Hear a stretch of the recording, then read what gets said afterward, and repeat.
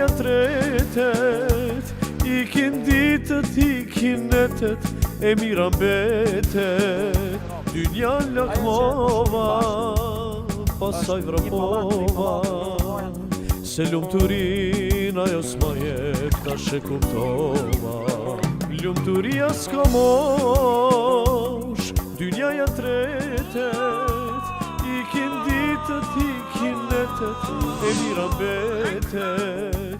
Dynja lakmova, pasaj vrapova. Alhamdulillah, wassalatu wassalamu ala rasulillah. Me emrin e Allahut, gjithëmëshirshmit, mëshirëplotit. Miq të dashur, përshëndetje gjithëve. Jemi para një xhamie të madhështore në Stamboll. Një xhami që tash e disa vite është në renovim. Një xhami që duhet vite për të renovu, e mendoni sa vite u dash për të ndërtu. Quhet Bejazit xhami. Një ndër xhamit më të bukura në Stamboll. Kjo xhami ka një tregim të bukur. Kohën kur është ndërtu në kohën e Sultan Bejazitit. Ky burr kur është përfundu xhamia dhe ka ardhur dita me bëhapjen solemne, janë të bua një tur me madhe njerëz, mesin e tyre ka qenë edhe Sheikhul Islam, hoxha i asoj kohë, prisi ai hoxha kryesor i kohës, i cili e ka marrë fjalimin dhe i ka ftuar pranishmit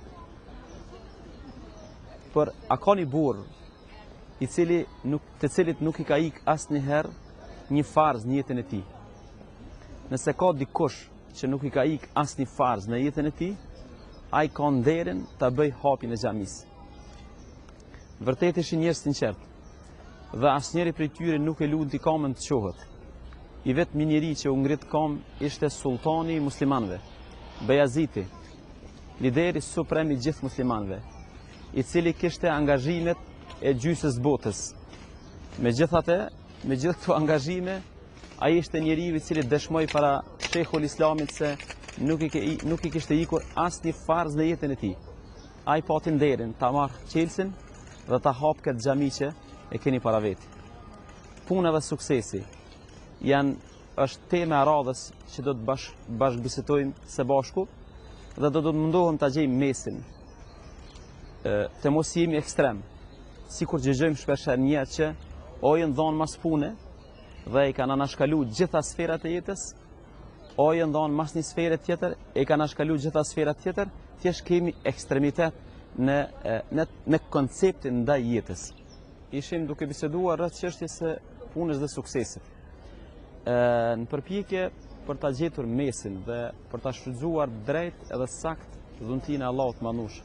Në gjitha këto emisione jemi duke kërkuar njeriu vigjilent, i cili e shfrytëzon dhuntinë e Zotit, e përdor të mirën e Zotit, nuk e harron Zotin dhe nuk e tejkalon kufit të lejuarës. Puna dhe suksesi shpeshherë din të bëhen idhuj, të bëhen zot për disa njerëz. Dhe ata njerëz shpeshherë të hedhur mas punës dhe mas suksesit harrojnë gjithçka në jetë. Dhe epicendra e synimeve tyre bëhet shpeshherë vetëm puna dhe suksesi. Ekzistojnë 3 simptomat njeriu sprovuar apo të mashtruar me punën. Sprova e parë apo simptomi i parë, i cili tregon se ke smundje dhe nuk je mirë karshi punës dhe ke keq kuptim të dhuntisë së punës, është se njeriu suksesin dhe punën fillon me kthy tek qenia e tij, përkatësinë e suksesit, përkatësinë e çdo pune dhe angazhimi e kthen tek vetja e tij, nuk e kthen te Zoti i Madhnushëm, sepse ky njeri më veç e ka harru Allahun subhanahu wa taala. Pejgamberi sallallahu alaihi wasallam një ditë prej ditëve ka qenë të najt me shokët e tij dhe i ka pyet, a doni të tregoj për një depo prej depove të xhenetit, për një botë mrena për mrena xhenetit? I kanë thonë, po ja Rasulullah. Ka thonë pejgamberi sallallahu alaihi wasallam, ajo është të thuni, të përmeni Allahun e të cekni sa më shpesh, la hawla wala quwwata illa billahi al-aliyyil azim. Nuk ka forcë, as nuk ka ndryshim, as nuk ka punë, as sukses, përveç se duhet bëhet me fuqinë e Zotit dhe me lejen e Tij. Prandaj përkatësinë e të mirave, përkatësinë e punës dhe të suksesit, në radhë parë duhet ta kthejmë te Allahu i Madhnushëm, sepse ai është që e jep bereqetin, ai është që e jep bekimin. Çështja e dytë që shpeshherë është simptom i njerëzve të mashtruar me punën dhe me suksesin, dhe ma gjepsur me këtë dhunti të Allahut Madhrushëm, është se këta njerëz e bëjnë cak punën dhe suksesin, dhe sikur nuk zgjedhin formë apo rrugë të lejuar për të arritur të puna apo për të arritur të suksesi. Thjesht din të jenë makiavelista e të mos njohin punët e rrugët cilat çojnë deri tek puna apo suksesi. Mos harrojmë asnjëherë se muslimanët gjithherë besojnë në ndershmërinë e suksesit, por besojnë edhe në rrugën e suksesit, në ndershmërinë e rrugës së suksesit. Nuk arsyetohet qëllimi me mjet. Nëse qëllimi është shumë i mirë, duhet të jetë edhe njëkohësisht jetë edhe mjet i mirë. Hazreti Muhamedi sallallahu alaihi wasallam ka folë për këtë kategoritë njerëzish. Edhe ka thonë sallallahu alaihi wasallam, më ka inspiruar Xhibrilin shpirtin tim. Nuk ka me vdek asnjë njeri në këtë botë pa plotësu rizikun, pa plotësu furnizimin që Zoti ka nda për të. Andaj kërkojeni furnizimin, kërkojeni suksesin nëpërmjet rrugëve legjitime. Kërkoni furnizimin me formën më të mira. E nëse ai vonohet, nëse furnizimi vonohet, nëse ka vonesë në furnizim, atëherë keni kujdes, mos i përdorni mëkatet për të arritur të suksesi. Mos u ulni në gjunahe e me gjunahe me mritë të suksesi. E treta, simptomi i tretë i njeriut të mashtruar me suksesin, është kur ai njeri i cili në jetën e tij nuk i pëlqen asnjë gjë, vetëm suksesi dhe puna. E harron familjen, e harron Zotin e Madhnushëm, e harron miqt, shokët, i harron lidhjet e tij farefisnore, i harron gjitha aspektet e jetës. Këto janë tre simptomat. Kthimi i çdo suksesit, kthimi i përkatësisë suksesit tek vetja e tij. E dyta, njeriu i cili nuk zgjedh formë apo rrugë për të arritur të suksesi, dhe e treta, njeriu që gjithçka në jetën e tij ka harruar dhe suksesi dhe puna janë bërë zot për të. Këto janë tri simptomat të njeriu të smuar, të mashtruar me punën në suksesin. Keni kujdes, gjatë këtij shpjegimi ne asnjëherë nuk po themi se s'duhet punuar, s'duhet kërkuar sukses, sepse kjo është njëra nga fundamentet të fesë tonë dhe të parimeve tonë dhe të historisë tonë. Ne jemi në një qytet, më herët e treguam, i cili është i përmbushur me bukuri, me punë dhe me ndërtime madhështore.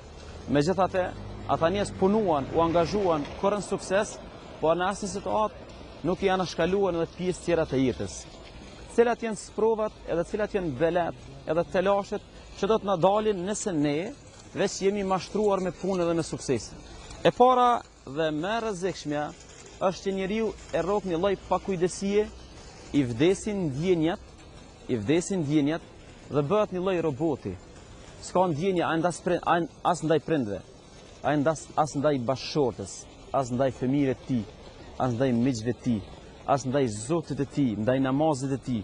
Gjithçka në jetë është punë, gjithçka në jetë është sukses. Duhet kujtuar vazhdimisht që feja jonë ka tre fundamente kryesore. Zhvillimin e jetës, punën në tokën e Zotit, adhurimin e Allahut Madhnushëm dhe zhvillimin apo ngritjen e nivelit shoqëror, raporteve farefisnore dhe kolegiale. Sepse jemi qenie biologjike, jetojmë në një mes shokëve, miqve, prindve, fëmijëve e kështu me radhë. Dhe një njeri i cili jeton në mesin e gjithë këtyre njerëzve dhe i anashkalon të gjithë, i harron të gjithë, edhe kur gjë në jetën e tij nuk ekziston veç puna, ky njeri me të vërtetë është tepër i pakujdesshëm, tepër i pavëmendshëm ndaj kësaj dhuntie. Kjo është belaja e parë, është pakujdesia, ndërsa sprova e dytë apo goditja e dytë që na vjen nëse sprovohemi me këtë smundje, do të shkatërrohen, do të rënohen në raportet farefisnore apo edhe lidhjet shoqërore në tërësi. Sa bashkëshortët sot ankohen në burrat e tyre, sa fëmija sot ankohen në prindët e tyre. Keni kujdes diçka. Familja, gruaja, fëmija nuk janë robot që ne duhet të punojmë gjithë ditën, atyre të ofrojmë ushqim. Ata para se gjithashtu janë qenje njerëzore, kanë nevojë për ndjenjat tona, kanë nevojë për ledhatimet tona, kanë nevojë për nejat tona, kanë nevojë për buzëqeshjet dhe muhabetet tona. Pejgamberi sallallahu alaihi wasallam ka një tregim shumë interesant këtë fushë. Me një rast, Hazreti Fatimes ju patën vra dur pej punës e pej angazhimit. Edhe shkoi te baba i saj, Hazreti Muhamedi sallallahu alaihi wasallam, me kërku një shërptor që kish me ndihmu në kryerjen e detyrave të shtëpisë. Edhe shkoi te pejgamberi alayhis salam. Megjithatë pejgamberi nuk kishte rob për të bërë zgjedhje vajzës tij, bijes tij Hazreti Fatimes. Edhe Fatimja u kthye dëshpëruar në shtëpi sepse nuk arriti të gjej shërptor. Pejgamberi alayhis salam e pa që s'mundi t'ju përgjigjet bijes tij në kuptimin fizik. Mirë po, a ka mundësi të përgjigjet në kuptimin emocional? Po. Çka bëri pejgamberi sallallahu alaihi wasallam?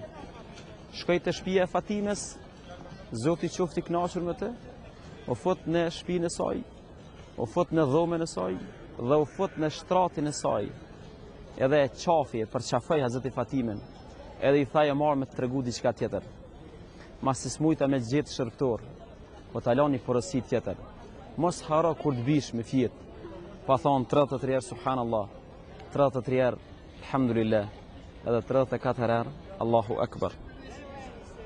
Pejgamberi sallallahu alaihi wasallam sikur ka fol për këtë lidhje. Edhe thot wallahi mal faqru akhsha aleikum. Pasha Zotin nuk po tut nëse varfria ku mu aprish raportet. Nuk po frigohem se varfria ku ju prish me zveti. Po frigohem se pasuria ku ju prish me zveti. Pse kështu ja Rasulullah? Sepse prevoja e popujve para nesh kjo ishte.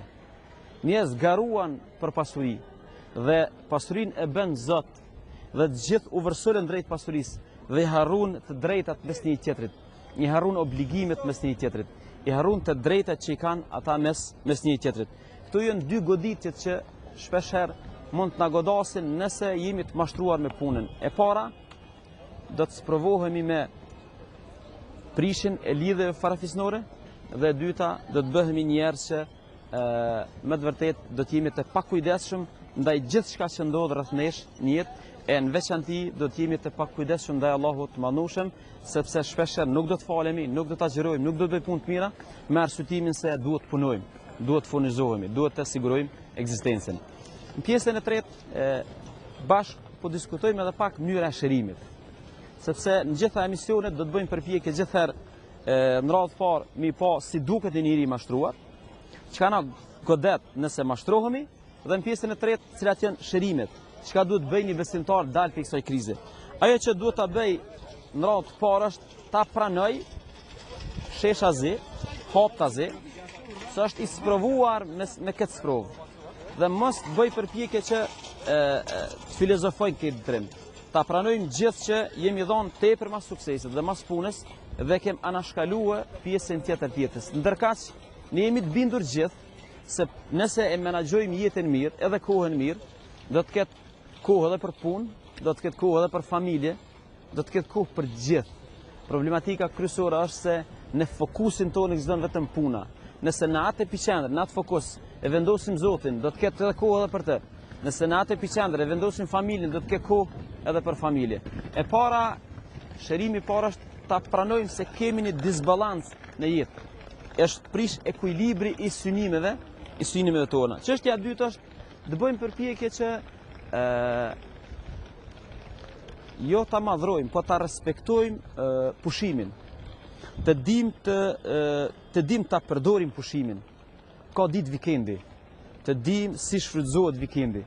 Dhe ato ditë vikendi ti përdorim për spari, për adhurim shtesë, për takime shtesë, për shëtitje me familje shtesë, për një drek me familje e kështu me radhë. Thjesht respektimin e pushimit javor. Shumë njerëz shpeshherë habitesh me ta, kur në jetën e vet s'kan pushim, kur në jetën e vet s'din çfarë është pushimi. Pushimi është shumë i rëndësishëm, sepse pushimi në fakt nuk e hub punën, nuk e damton punën. Pushimi është rekreacion, refresh i trupit edhe i mendjes që të fillohet një punë më aktive dhe më angazhuar. Asnjëherë mos mendoni se pushimi efektiv e damton punën. Pushimi efektiv i shërben punës mirëfill. Dhe e treta, Forma e tretë e shërimit është forma që thuhet në një nga porosit e një filozofi, thotë, nëse dëshiron të arrish në atë çka synon ti, ndihmoju tjerëve ata të arrijnë në atë që ata synojnë. Kjo është ligji i jetës. Sa më shumë të ndihmosh tjerëve, sa më shumë të shërbesh tjerëve, sa më shumë të bësh hizmet tjerëve, aq më shumë do të arrish të realizosh sukseset tua. Të gjithë keni ndëgjuar për Sultan Fatihin, Muhammed el Fatih, njeriu që ka shtliruar Konstantinopolin apo Stambollin e sotëm. Ky burr i madh është i përmendur në hadithin e pejgamberit sallallahu alaihi wasallam. Është përmendur në hadith se Hazreti Muhamedi alayhis salam e ka lavdu këtë burr, edhe ka thonë sa ushtri e mirë është ajo ushtri që do ta hap këtë vend, dhe sa i mirë është udhëheci i tyre apo komandanti i tyre. Ky njeri e ka dëgjuar këtë hadith, e ka jetuar këtë hadith. Dhe ditën kur është fut në Stamboll dhe ka shliru njëra nga qendrat më të forta islamike sot në botë, që me kohë gjatë ose me vite të tëra edhe me shekuj ka qenë kryqendra gjithë muslimanëve të botës. A ditë kur e ka shliru Stambollin, mas një përpjekje të gjatë, mas një mundit gjatë, kur është fut në Stamboll, a dini qysh ka vepru? E ka ul kokën e tij edhe ka lexuar një ajet Kur'anit madhështor. Qulillahumma malikal mulk, tu'ti al-mulka man tasha, wa tanzi'u al-mulka mimman tasha, wa tu'izzu man tasha, wa tudhillu man tasha, biyadika al-khair, innaka ala kulli shay'in qadir. O Zoti im, thuaj, o Allahu im, në dorën tënde është i gjithë pushteti. Ti jep pushtet atij që don. Ti merr pushtetin atij që don. Ti e bën krenar atë që don. Ti ja merr e poshtron edhe ja merr krenarin atij që don. Në dorën tënde është çdo e mirë. Kjo është personaliteti i drejtë. Ky është një musliman me ekuilibër. Ka angazhim, ka aktivitet, ka sukses, megjithatë nuk e harron Allahun e Madhnueshëm. Kjo është ekuilibri që u mundum me trajtu gjatë gjithë temës. Selamu alaikum, faleminderit shumë.